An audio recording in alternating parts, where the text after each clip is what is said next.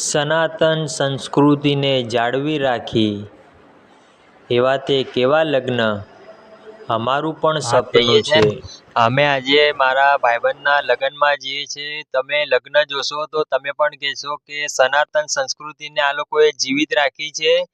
ખૂબ જ સરસ લગ્ન કર્યા. તમે જોશો તો ખૂબ મજા આવશે.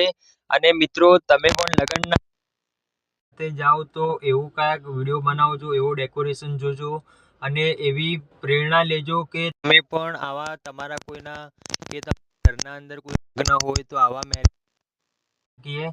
તો આજે આપણે વિડીયો એવો જ કાંઈ જોવો છે.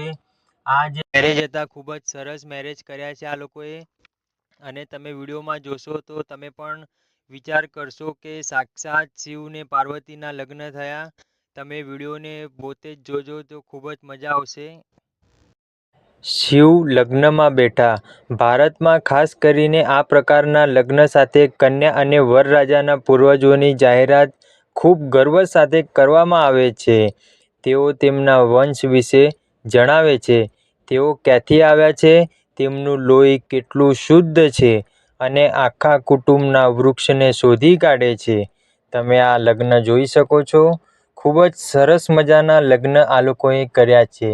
અમારી પણ આશા છે કે અમે અમારા કુટુંબના કે અમારા કોઈ ઘરના સભ્યના સાથે મળીને આવા લગ્નના વિડીયો નિહાળીએ, જેથી કરીને આપણી સનાતન સંસ્કૃતિ જાળવાઈ રહે. હું જાણું છું કે તમે શું વિચારી રહ્યા છો. શું ત્યાં કોઈ ખરેખર અનોખા લગ્ન રિસેપ્શન વિચારો છે? પ્રકારે કે જે ખરેખર પહેલાં ક્યાંય જોવામાં આવ્યા નથી. આવા લગ્ન કે આવા રિસેપ્શન તમે કોઈ જગ્યાએ, કોઈ ગામમાં કે કોઈ દેશ કે વિદેશમાં જોયા જ નથી. ડરશો નહીં. અમારી પાસે એવા કેટલાય વિડીયો છે જેમાં તમે ભક્તિના અને લગ્નના વિડીયો નિહાળી શકો છો.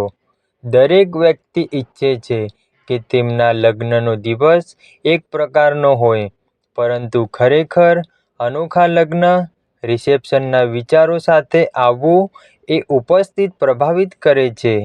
તે લગ્નનું આયોજન કરવાનું મુશ્કેલ કાર્ય છે. પણ અમે અમારા અંદર એક સર્જનાત્મક ઉર્જા પ્રાપ્ત કરીએ છીએ. અમે દરેક શ્વાસે સારું વિચાર કરીએ છીએ. આપણી સંસ્કૃતિ આપણને ઘણું શીખવે છે. દરેકનું સપનું છે કે અમે પણ આવા શુભ વિવાહ કરીએ. તો ચાલો આપણે સૌ મળી કરીએ.